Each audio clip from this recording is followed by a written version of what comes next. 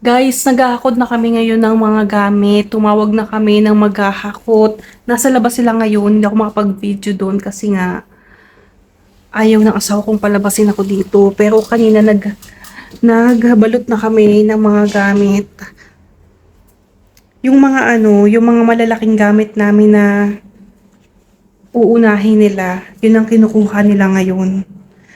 Hindi ko sure kung makakalipat kami ngayon or bukas.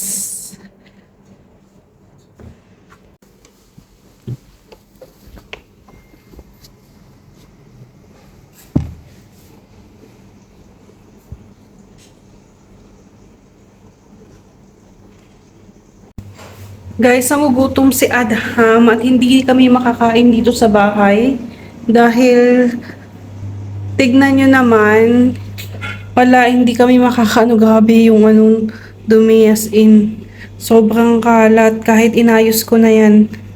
Eto guys, yung hindi ko pinapakita sa aking mga vlogs kasi nga punong-puno ng gamit. Ito yung aming living room. Punong-puno yan ng gamit ng mga ganito. May mga nakastock kasi dito guys na pang kusina. So dito siya nakastock. Kaya hindi namin ito ginagamit. Naging parang bodega na siya. So ngayon kinuha nila. Tingnan nyo naman kung gaano kalaki. Oh, ayan, malaki siya. Eto pa guys, yung mga naiwan, madami pa. Eto, pang kusina ito. Eto din. Tapos itong mga plato na to, iiwanan namin to. Pati itong vacuum na to, iiwanan na din namin to dito. Tapos itong white cabinet na yan, puno yan ng baking materials. Actually, madami kaming iiwanan dito. Lalabas kami guys kasi para makakain si Adham kasi gutom na siya. Sa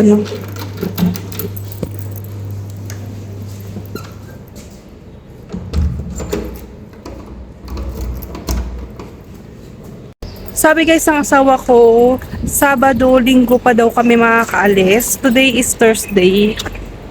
Kasi lilinisan pa namin yung bahay, ayusin pa namin yung mga ibang gamit na natira. Kaya itutuloy namin daw sa Saturday and Sunday. Sa bukas kasi guys, Friday walang pasok. So madaming tao dito sa building. So madaming makakita yung paglilipat namin. Ayaw niya. 3 minutes sa kanila dyan.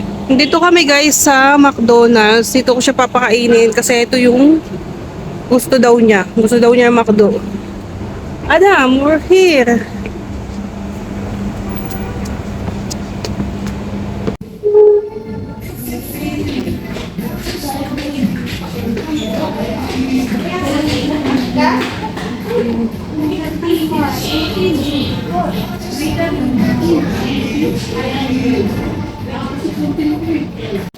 And guys, naka-order na tayo. Wala na pala yung yung burger mushroom nila dito. Yun talaga yung favorite ko. Hinahanap ko. Kaya ang tagal kong nagwa-browse. Wala na pala yung kailang burger mushroom. Kaya tinanong ko kung bakit wala sa menu. Sabi nila matagal na daw wala. Medyo matagal na din kasi ako hindi umorder sa McDo. Kasi wala, iniiwasan ko yung burger. Kaya ayun. Ngayon ko lang nalaman na wala na pala silang burger mushroom. Ang sarap ng burger mushroom nila guys. Ewan kung ba't nila tinanggal sa menu. Ayan, dumating na yung order natin. Umorder ako nitong donut nila. Kasi masarap to guys. 6 reals lang. I think this is mine.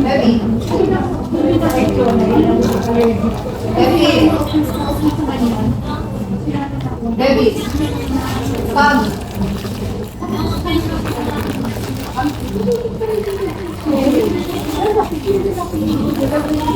Beef burger in order ko. Si Adam naman, chicken.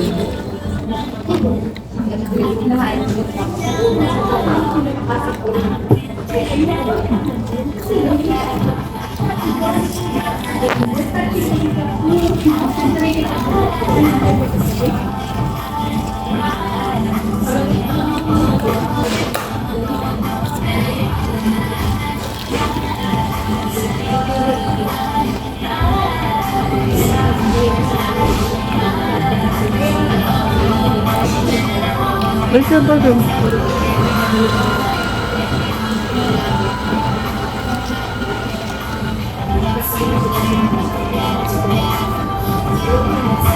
Nakakamiss din pala ang McDo.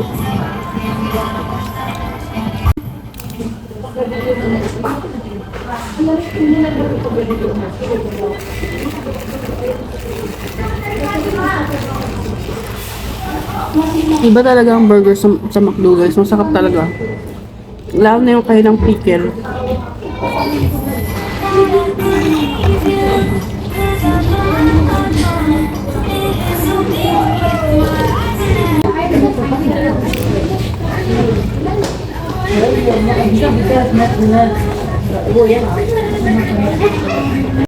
Eto na guys, yung last kong punta sa McDo branch na to kasi nilipat na tayo guys. Tapos na kami guys kumain. Ngayon pauwi na kami kasi mag-i-start na akong maglinis at mag-impake ulit yung mga nakakalat na nakikita nyo doon. Aayusin natin mamaya. Guys, maglilinis na tayo. Nakita nyo naman yung kalat. Kailangan nating linisan yan bago tayo lumipat. Kaya mag-i-start na ako. I'm not sure kung mauubos ko lahat ng kalat or maayos ko lahat, pero I'm trying my best. Pero kasi, Sabado at Linggo pa naman kami totally makakaalis dito kasi nga ayon, we will make sure na malinis tong aalisan namin. Ang una nga nating lilinisin ay itong aming living room. Napakakalat at napakadumi niya kasi naging stock room to. Kaya kung mapapansin nyo sa mga videos ko, hindi nyo nakikitang nasa living room ako. Pero meron living room talaga kami guys. Dala kasi yung asawa ko ng mga gamit pang restaurant dito. Kaya dito na stock yung mga yon. And sobrang laklaki ng mga machine na yon. Kaya wala ng space para sa living room. Naging tambakan na siya ng mga yon hanggang hindi na talaga namin siya totally nagamit. Kung panonoodin nyo yung mga older videos ko, makikita ninyo na may sala pa kami. At dito na din natambak yung mga ibang mga kitchenwares, kitchen tools, lahat-lahat na. Kasi yung asawa ko guys, sobrang hilig niya sa gamit sa kusina. Siya yung mas mahilig sa mga ganun kasi siya yung mas mahilig magluto sa aming dalawa. At kakabili nga niya ng mga gamit, ayun na, hanggang sa dumami hanggang natambak siya ng natambak dito sa aming living room. Pero nag-usap na kami ng asawa ko sa paglipat namin, hindi niya na yung gagawin at ayun na nga, mag-iiwan kami ng mga ilang gamit dito na hindi naman talaga namin nagagamit sa kusina. At mga ilang bagay dito, katulad ng mga, ayan yung table na yan, hindi na namin yan dadalhin kasi medyo sira na din yan. Actually, kailangan talaga namin magbawas ng mga gamit dahil mas maliit yung lilipatan namin na hindi talaga kakayanin yung lahat-lahat dito. At gusto ko na din talaga magkaroon ng sala doon sa aming bagong titirhan. Gusto ko na yung parang bahay na talaga, hindi na ganito, napakadaming gamit to the point na parang hindi na siya bahay, stock room na talaga siya. Kaya I'll make sure talaga na magbabawas ako ng madaming gamit. Kailangan ko lang talagang dalhin yung mga importante. Habang naglilinis nga ako dito, nilalagay ko din ulit yung mga ibang boxes na naka-impake na before. Nilalagay ko dyan kasi para pag kinuha nila, nandyan agad sa bungad lahat. Tapos, doon naman sa bandang gilid, nilalagay ko yung mga boxes or yung mga ibang gamit na hindi namin dadalhin. Nagstay din kami sa bahay na to actually mga almost 5 years. Matagal-tagal din kami dito guys at napamahal na sa amin tong bahay na to pero kailangan na talaga naming umalis. I'm sure na mamimiss ko talaga tong bahay na to, especially yung lugar mismo kasi talaga napakadami naming memories dito. Dito na din halos lumaki si Adham kasi kung makikita niyo yung mga older videos namin, maliit pa si Adham, nandito kami.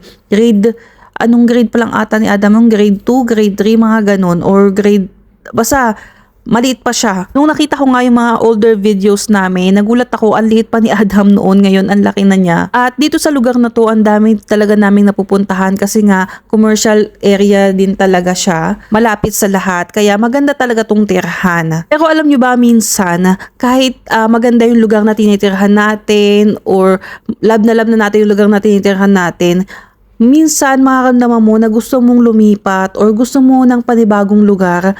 Parang feeling mo gusto mo makita ng ibang environment naman. Hindi dahil sa pangit yung lugar kaya gusto mong lumipat, kundi yung alam mo yung gusto mong makita ng bago. Nung hindi pa kami dito nakatira, gustong-gustong ko ditong tumira talaga kasi nga malapit sa lahat, maganda. Pero dadating pa rin pala talaga yung time na gusto mo pa rin lumipat sa ibang lugar. I'm sure paglipat namin guys, magbabago ang lahat dahil magkaiba yung lugar na titirahan namin kesa dito sa Doha. Guys, stop muna ako sa paglilinis. Kakain muna ako ng almusal kasi gutom na ako at kailangan pang uminom ng aking medicine. So, kain muna tayo. Nililinis ko muna lahat, tapos kapag nalinis ko na siya, saka ko iimpakihin yung mga gamit. Sa ngayon, inaayos ko muna kasi naguguluhan talaga ako sa sobrang kalat. Dahil kahapon, di ba nakita ninyo, kumuha ng mga gamit dito hanggang sa, ayun, nagkagulo-gulo na lahat, nagmix-mix na. Kaya, inorganize ko siya ulit para impakihin ulit. Grabe, nagugutom na ako. Alas 10 na ng umaga ngayon, guys. Kagabi, hindi ko na tinuloy yung paglilinis kasi nga, pagod na din ako. At masakit talaga yung ulo ko kahapon. Kasi nakatulog ako tapos pagising ko, sobrang sakit ng ulo ko. Tapos, saka ako nag-continue maglinis. Kaso, ayun nga, hindi ko na kaya dahil yung ulo ko, sobrang sakit, hindi nawawala yung sakit. Kaya, ayan, ngayon natin siya kinontinue.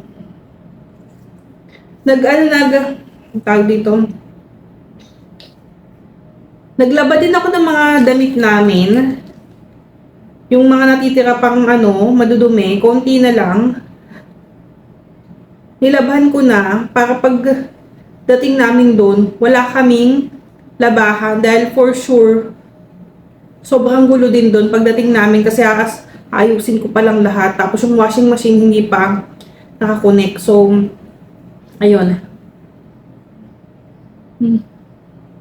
Ang dami ko pa ngayon dito. And hindi lahat ng gamit dadalhin namin.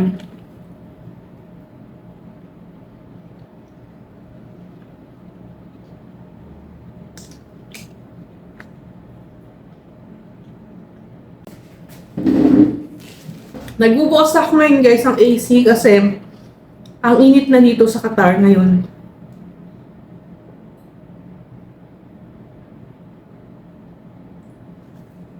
Nag-start na ang summer. At dahil nga nag-start na ang summer dito sa Qatar, for sure wala masyadong na namang maglalabas. Especially ako kapag summer talaga guys, grabe. As in, iniisip ko palang lumabas, sinatamad na ako dahil nakakamdaman ko na yung init. Ganito talaga dito sa Qatar or sa Middle East, ganito talaga. Pagdating ng summer, nawawala ang mga tao. Yung mga lokal dito, babakasyon sila sa UK, US, basta somewhere na malamig. Pagdating naman dito sa kwarto, ang inuna ko yung mga papeles namin kasi pinaka-importante talaga, yan yung unahin kong ilagay sa luggage dahil syempre importante yan guys, nandiyan yung passport, yung birth certificate and everything na importante sa amin. At mahirap na pag naghakutan, baka mawala yan, kaya isi-save na natin siya. Nahirapan nga akong ayusin yan kasi ang dami palang mga papel dyan na hindi naman kailangan, may mga drawing, ewan ko kung saan galing yun, bakit nandyan. Buti na lang tinapon ko na at yung mga importante na lang talaga yung natira. Ako kasi guys, yung tipo ng taong hindi talaga ako mahilig magtapon, especially mga papeles, mga papel. Kasi iniisip ko lagi na baka importante. Kasi minsan yung asawa ko, bigla na lang siyang naghahanap ng kung ano-ano, tapos itatanong sa akin. Tapos ako naman, makakalimutin ako. Kaya ang ginagawa ko, hindi talaga ako nagtatapon ng kahit ano kasi baka importante pala sa asawa ko, hindi ko alam. Kaya ayan, nung chinek ko siya, napakadaming mga papel na hindi naman kailangan kailangang itapon. Pinunit-punit ko din yung mga importanteng papeles na yan, yung mga passport copy, QID copy, lahat-lahat para walang makakita at walang makabasa ng mga ID numbers namin. Hindi ko alam bakit super dami naming mga copy sa mga passport and QID. Siguro kasi pag naglalakad kami ng mga papeles, ang dami 'di ba, yung mga governments ask sila lagi ng mga photocopy. After ko nga sa mga papeles, yung mga damit ko naman at yung mga hindi ko na gagamitin at ayoko nang gamitin, nilagay ko siya sa black plastic para i-separate. Kasi guys, wala kaming cabinet pagdating namin doon dahil itong cabinet na yan guys, built-in yan. Pagdating namin nandyan na yan. Yung cabinet namin before, nasira talaga siya. Hindi na din kami bumili ng bagong cabinet kasi nga ayan, meron ng nakasama dito sa bahay. So ngayon, ang problemahin ko naman ay maghanap ng murang cabinet. Dahil pagdating doon, hindi ko talaga alam kung saan ko ipaglalagyan yung mga yan. Ang dami ko din talagang mga damit na tinanggal sa mga gamit ko kasi napansin ko, ilan lang naman talaga yung mga damit na sinusuot ko. Yung mga lagi kong sinusuot, mga gusto ko. Pero ang dami kong nakastock na damit dyan na okay din naman pero hindi ko na talaga siya type gamitin. Kaya naman naisip kong tanggalin na lang kaysa naman nakastock lang sa akin tapos hindi naman nagagamit. Tapos ang laki din na na-occupy na space sa damitan ko. This time guys, napapagod na talaga ako niyan kasi ako lang lahat ng gumagawa. Nakikita nyo naman. Yung asawa ko kasi may work pa siya so pumapasok pa siya. Ako lang talaga yung halos nag-impake ng lahat unti-unti. Hindi ko nga in-expect na ang dami ko palang damit na hindi talaga ginagamit. Yun ko lang na-realize kasi napagod talaga ako mag-segregate. Ayan na guys, yung mga damit na nahakot ko. Ito, yung mga hindi na nagkasya sa luggage, konti na lang naman yan. Tapos yung dalawang black bag doon, mga idodonate kong damit kasi hindi na namin ginagamit at yung mga ayoko na din gamitin, nilagay ko para half ng damit namin idodonate na lang namin kasi nga hindi na ginagamit. Para konti na lang din yung iimpakihin ko. After sa room, dito naman tayo ulit sa living room. Isa-separate ko yung mga kitchenwares na gusto ko pang dalhin sa mga iiwan ko. Napakadami talaga nila guys kasi halos hindi namin talaga nagagamit lahat. Hindi ko alam kung bakit ang dami-dami naming gamit sa kung ano-anong bagay na hindi ko naman talaga ginagamit. Yung asawa ko lang yung mahilig talagang bumili. Pag may nakita siya na parang gusto niyang bilhin o kaya feeling niya magagamit niya, bibilihin niya. Tapos nai-stock lang siya sa bahay, ganun. Hindi naman namin siya ginagamit, hindi ko naman siya ginagamit kasi hindi nga ako yung tipo ng tao na, alam mo yun, kung ano-anong experiment sa kusina. Kahit pagdating sa mga spices, super dami naming spices na hindi ko naman yung iba kilala talaga. Alam niyo naman tayo mga Pilipino, konti lang yung mga spices na ginagamit talaga natin sa kusina, which is yun lang din yung alam ko. Ewan ko sa asawa ko, ang dami niyang alam na spices na kung ano-ano kapag nagluluto siya ginagamit niya. Pero ako talagang hindi. Siya lang talaga nakakaalam kung ano yung mga yun. Guys, hanggang dito na lang ang ating video dahil ako'y pagod na at gusto ko na din talaga magpahinga. Ang dami ko nang naimpake. May mga konti pang kailangan kunin pero madali na lang yun. At sabi ng asawa ko, ito na yung last day namin dito sa bahay na to. Bukas, kukunin na namin lahat ng gamit na kakailanganin namin. May mga gamit kaming iiwan, yung mga tingin namin ay hindi na magkakasya doon kasi mas maliit yung bahay na yun kaysa dito. Saka yung mga hindi na namin talaga magagamit pa.